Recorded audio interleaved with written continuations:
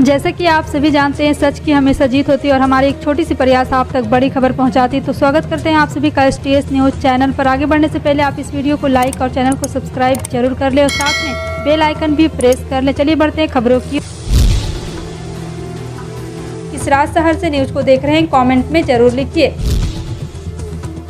देश में 5G spectrum के लिए लगातार चली नीलामी का 5वां दिन था और अब सरकार की ओर से केंद्रीय IT व टेलीकॉम मंत्री अश्विनी वैष्णव इसकी जानकारी दे रहे हैं। उन्होंने कहा है कि आज स्पेक्ट्रम ऑक्शन और लगा के आखिरी दौरे में है और इसको पूरा होते ही भारत के इतिहास में ये बड़ी घटना होगी। जी हां, आपको बता दें कि एक बार फिर से स्पेक्ट्रम में केंद्रीय मंत्री अश्विनी वैष्णव ने कहा है कि देश में केंद्र सरकार की ओर से हाल ही में 2 बड़े ऐलान किए गए, जिसमें BSNL के रिवाइवल प्लान को लेकर फैसला लिया गया। वहीं टेलीकॉम टावर के लिए भी ऐतिहासिक फैसला लिया गया। इन्हें सरकार की मैक्सिमम गवर्नेंस की पॉलिसी के तहत लिया गया, जो लोगों के विकास के लिए जरूरी है।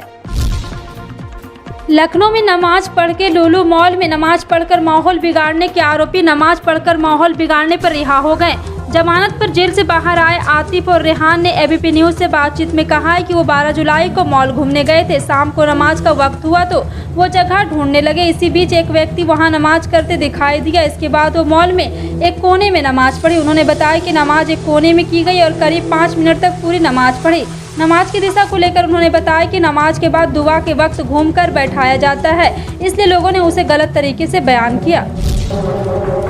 बर्मिंघम में चल रहे कॉमनवेल्थ गेम 2022 में संकेत सरगर ने भारत को पहला मेडल दिलाया। उन्होंने वेट लिफ्टिंग में कमाल का प्रदर्शन करते हुए सिल्वर मेडल जीता। संकेत चोटिल होने की वजह से गोल्ड मेडल से चूक गए। प्रधानमंत्री नरेंद्र मोदी ने संकेत को बधाई दी।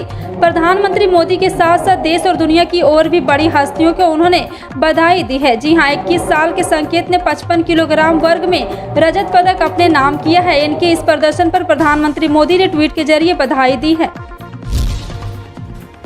यूपी के किसानों को साधने के लिए भारतीय जनता पार्टी ने क्रांति धारा मेरठ को चुना है। वेस्ट यूपी की ऐतिहासिक धरती महाभारत कालीन हस्तिनापुर में 3 दिन में जुटकर भाजपा किसान मोर्चा धरती पुत्रों में बैठ बनाने की रणनीति तैयार करेगा। इसके लिए हस्तिनापुर में मोर्चा 5, 6 और 7 अगस्त को प्रदेश स्तरीय प्रशिक्षण करने वाला। हस्तिनापुर में यूपी भाजपा किसान मोर्चा के प्रशिक्षण वर्ग भी आयोजित करने के पीछे बीजेपी की खास रणनीति मानी जा रही है। छत्तीसगढ़ की राजधानी रायपुर स्थित हिदायतुल्ला राष्ट्रीय विधि विश्वविद्यालय ने परिसर में स्वास्थ्य पहल के तहत स्नातक और स्नातकोत्तर छात्रों के लिए स्वास्थ्य बीमा योजना लागू किया है। विश्वविद्यालय के कुलपति डॉक्टर VC विवेकानंद ने यह जानकारी दी है।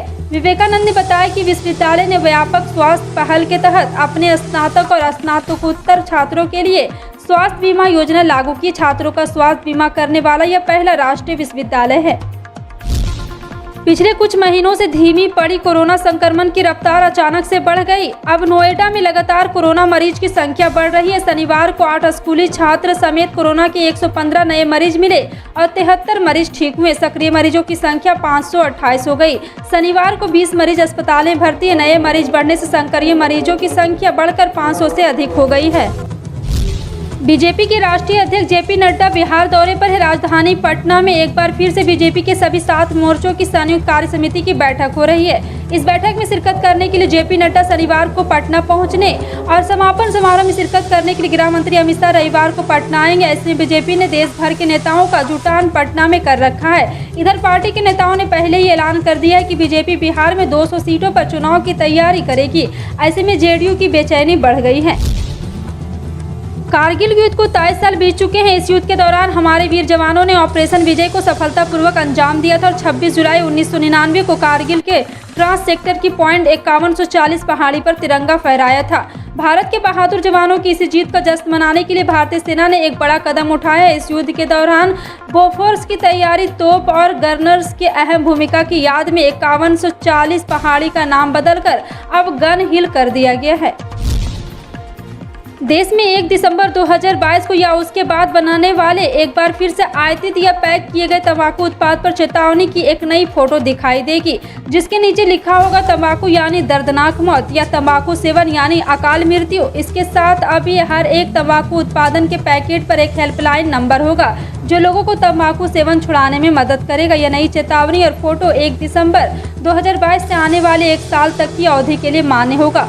केंद्रीय स्वास्थ्य मंत्रालय की ओर से जारी नोटिफिकेशन के अनुसार धुआं रहित तंबाकू उत्पाद जैसे सिगरेट और बीड़ी आदि के पैकेट पर एक नई तस्वीर होगी, जिसके नीचे लाल पट्टी पर सफेद फोटो में लिखा होगा तंबाकू यानी दर्दनाक मौत।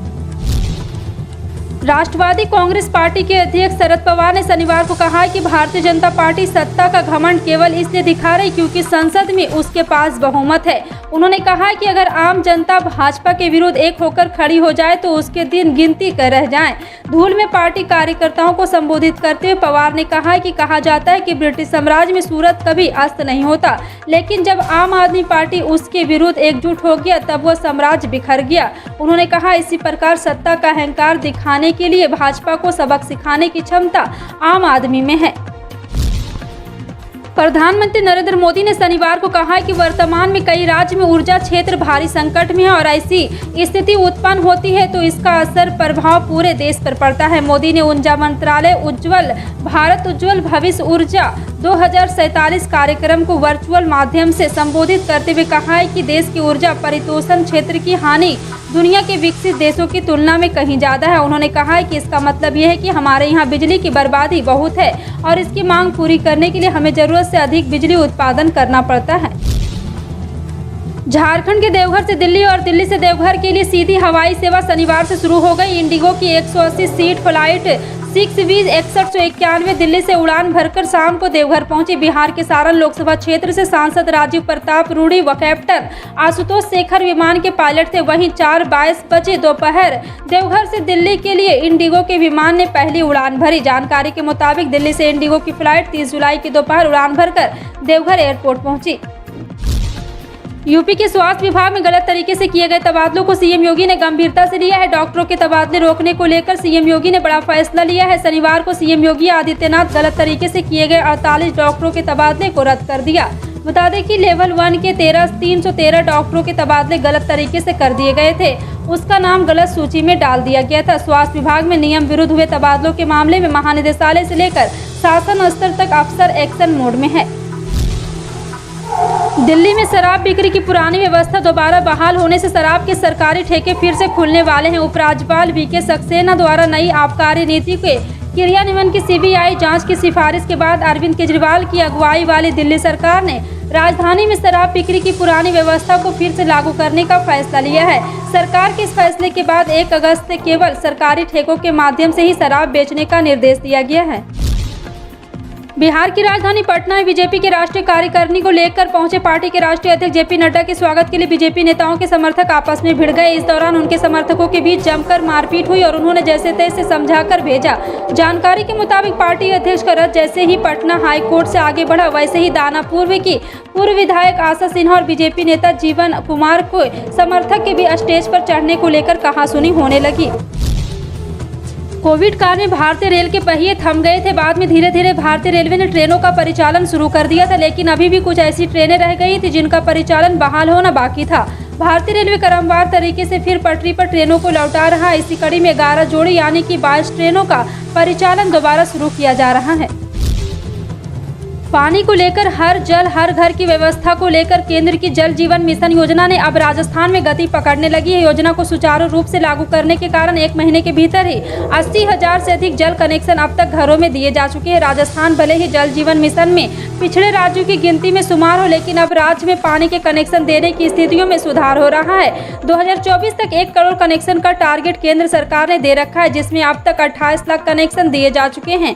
इसी महीने में 80,000 कनेक्शन हो चुके हैं। राजस्थान के युवाओं के लिए राहत भरी खबर है। राजस्थान सरकार ने सरकारी नौकरी में बड़ी राहत दी है। राज्य के सीएम अशोक गहलोत ने प्रतियोगी परीक्षाओं में शामिल होने वाले उम्मीदवारों की अधिकतम आयु सीमा में 2 साल की छूट दी है। इसी फैसले से उन उम्मीदवारों को राहत मिलेगी जो 2 साल ओवर एज होने के कारण परीक्षा में शामिल नहीं हो पा रहे। कोरोना के कारण 2 साल बर्बाद होने की वजह सरकार ने ये फैसला लिया है। इस कोरोना काल में समय में भर्तियां नहीं हो पाई, ऐसे में सरकार ने 2 साल के भरपाई के लिए परीक्षा में 2 साल की उम्र सीमा बढ़ा दी है। हिमाचल प्रदेश के मुख्यमंत्री जयराम ठाकुर ने आज मंडी जिला के सराज विधानसभा क्षेत्र के तहसील थुनांग में 25.48 करोड़ रुपए की लागत की विभिन्न विकासात्मक परियोजनाओं के उद्घाटन और 33.78 करोड़ रुपए की लागत की विकास योजनाओं के शिलान्यास किया। जयराम ठाकुर ने जंजैहली के ढीम में 30.20 करोड़ रुपए की लागत से बनने वाले 50 बेड की क्षमता के एकीकृत आयुष अस्पताल तहसील थुनाग में 2.19 करोड़ रुपए की लागत से मझाखल जनेहर और एक सिंचाई योजना की। और यहाँ पे एक बार फिर से आपको बता दें कि लगातार जयराम ठाकुर अपने विकास की ओर बढ़ रहे हैं। देश में पेट्रोल डीजल के साथ साथ सीएनजी की मांग बराबर है, लेकिन आपको बता दें कि अगले महीने में सीएनजी ग्राहकों को भारी परेशानी होने वाली है। बता दें कि दिल्ली पेट्रोल डीलर्स एसोसिएशन ने एक ऐलान किया है जिससे आपको अगले महीने सीएनजी नहीं मिलेगी। फिलहाल आपका इन सभी खबरों पर क्या कहना है कमेंट सेक्शन में टाइप करके जरूर बताएं। इसी तरह की पल पल की अपडेट जानने के लिए जुड़ रहे हैं आप अपने NTS न्यूज चैनल से। मिलते हैं अगली बड़ी खबर में, तब तक के लिए जय हिंद।